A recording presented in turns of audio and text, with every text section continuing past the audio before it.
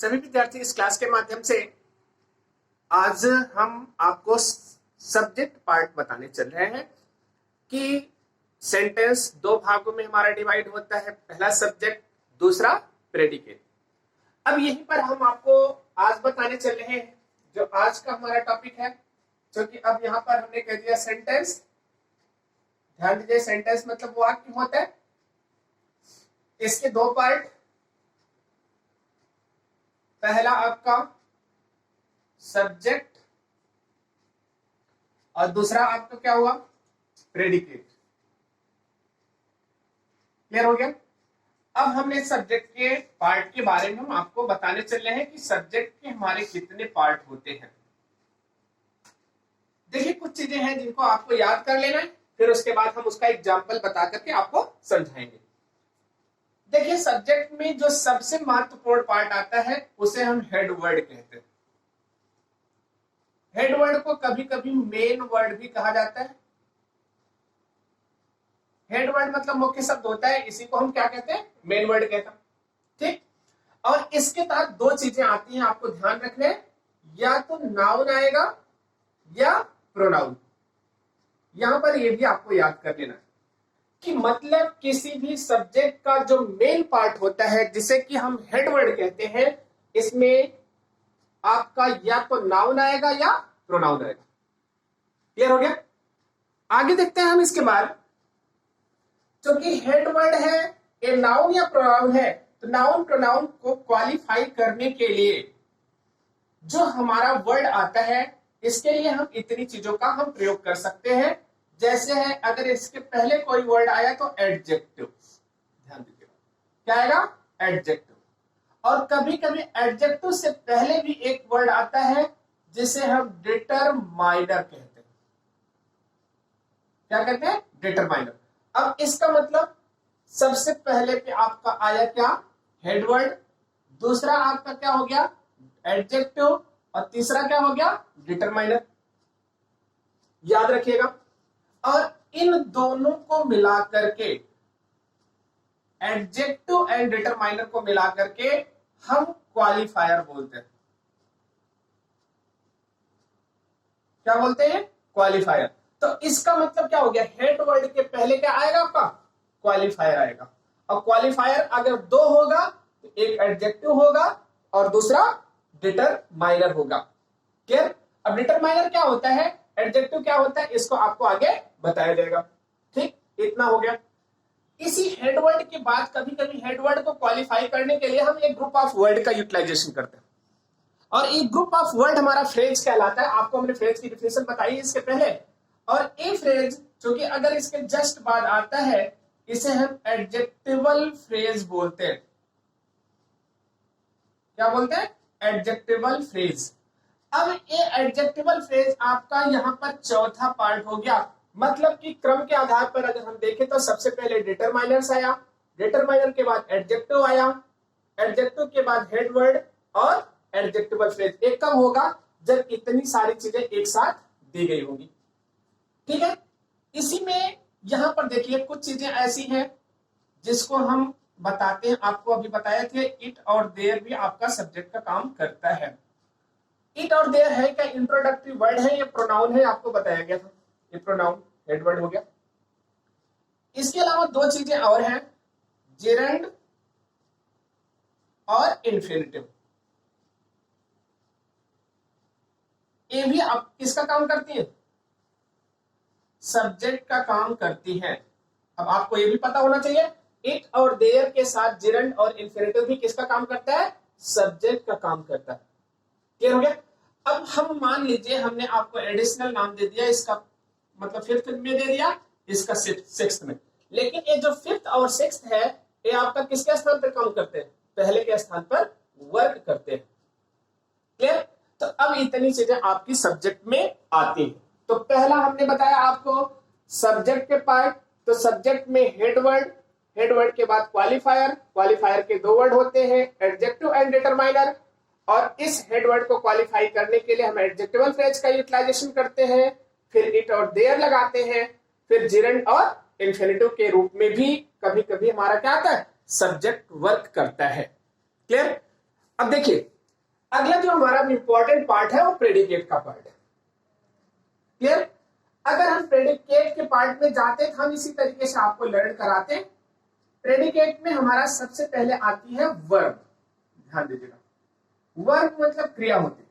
मतलब कभी भी प्रेडिकेट हमारा कहां से स्टार्ट होगा? वर्ब से स्टार्ट होता है।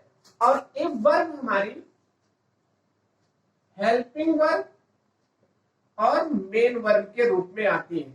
आपको पता होना चाहिए, एच बी मतलब हेल्पिंग वर्ब, एम बी मतलब मेन वर्ब के रूप में वर्क करती है। कभी कभी इन्हीं के बीच में हम नॉट का प्रयोग भी करते हैं, जो कि हमारा क्या होता है? एडवर्ब होता है। ध्यान दीजिएगा, हम किसका प्रयोग करते हैं? नॉट का प्रयोग हेल्पिंग वर्ब और मेन वर्ब के बीच में करते हैं। अगर हेल्पिंग वर्ब एक से अधिक होगी तो पहली हेल्पिंग वर्ब के बाद नॉट लगेगा। अब वर्ब आ गया। देखिए, वर्ब के तुरंत बाद हमारा जो पार्ट आता है, हम पहला कर लिए इसको। वर्ब के बाद यहां पर कॉम्प्लीमेंट आएगा। कॉम्प्लीमेंट का मतलब होता है या ऑब्जेक्ट आएगा। दो चीजें हमने कह दिया।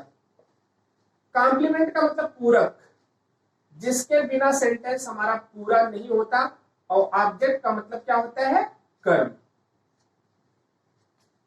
ठीक है, या तो वर्ब ऑब्जेक्ट लेगा या कॉम्प्लीमेंट लेगा। कभी कभी ना तो ऑब्जेक्ट लेता है ना कॉम्प्लीमेंट, अपने आप क्या हो जाता है? पूरा हो जाता है। ओके, अब देखिए, ये जो ऑब्जेक्ट है ना, ये हमारा दो पार्ट में डिवाइड होता है।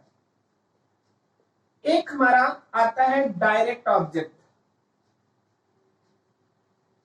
क्या आता है? Direct object. और एक हमारा आता है इनडायरेक्ट ऑब्जेक्ट। Indirect object.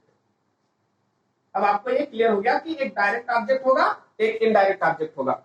तो ये जरूरी नहीं कि कभी हो सकता है डायरेक्ट ऑब्जेक्ट पहले आए, कभी इनडायरेक्ट ऑब्जेक्ट पहले आए। ये सेंटेंस के सिचुएशन के ऊपर निर्भर करता है। ये आपका प्रेडिकेट का दूसरा पार्ट हो गया। यहीं पर हम तीसरा पार्ट भी जिक्र कर दे रहे हैं आप लोगों को। और एक तीसरा पार्ट है आपका ऑब्जेक्ट कॉम्प्लीमेंट। ऑब्जेक्ट कॉम्प्लीमेंट, ध्यान दीजिएगा, जो हमारा ये ऑब्जेक्ट होता है, कभी कभी यहां पर ऑब्जेक्ट कॉम्प्लीमेंट भी यूटिलाइज किया जाता है। ठीक है, अब आपको इतनी चीजें पता हो गई। किसी भी सेंटेंस में सब्जेक्ट में कितने पार्ट आते हैं, किसी भी सेंटेंस में प्रेडिकेट में कितने पार्ट आते हैं, अगर आपको लर्न करना है आप सीधे यहां से लर्न करते हैं। प्रेडिकेट में वर्ब, वर्ब हमारी क्या होगी? हेल्पिंग वर्ब और मेन वर्ब में डिवाइड होगी। अगर हमको नेगेटिव एडवर्ब लगाना होगा, दोनों के बीच में हम नॉट या नेवर का प्रयोग करते हैं। इसी के बाद हमारा कॉम्प्लीमेंट आता है। कॉम्प्लीमेंट का मतलब होता है जिसके बिना सेंटेंस पूरा नहीं होता। और इसके बाद क्या आता है? ऑब्जेक्ट। ऑब्जेक्ट का मतलब होता है कर्म। और कर्म हमारा ऑब्जेक्ट दो होता है, एक डायरेक्ट ऑब्जेक्ट, एक indirect object. Direct object non living being होता है और इनडायरेक्ट ऑब्जेक्ट लिविंग बीइंग होता है। और कभी कभी इसी को ऑब्जेक्ट कॉम्प्लीमेंट के रूप में भी हम यूटिलाइज करते हैं। अब एक एग्जांपल हम आपको देते हैं, इतना नोट कर लीजिएगा सब लोग। नोट करने के बाद एक एक चीज आपको पढ़ना रहता है। अब यहां पर हम एक आपको फॉर्मेट बताने चल रहे हैं कि कैसे हम सेंटेंस को अरेंज करते हैं। और ये फॉर्मेट आपको हमेशा याद रखना चाहिए, इसी में से हम ले रहे हैं। देखिए, हम सबसे पहले स्ट्रक्चर हमने बताया।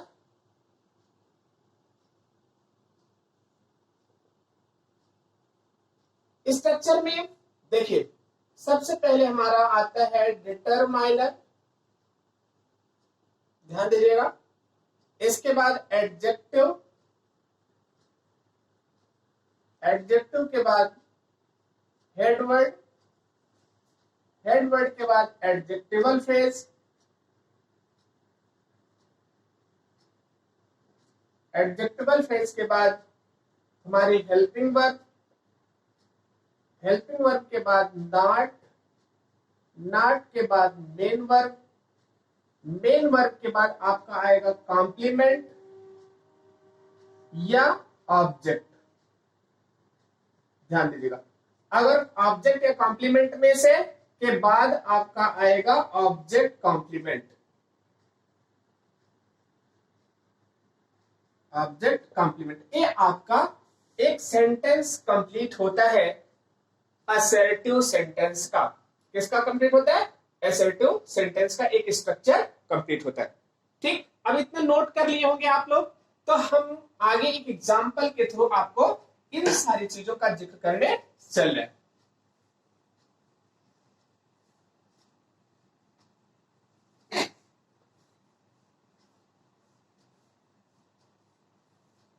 देखिए, मान लीजिए हमने लिखा एग्जाम्पल के तौर पे, a tall boy of my class,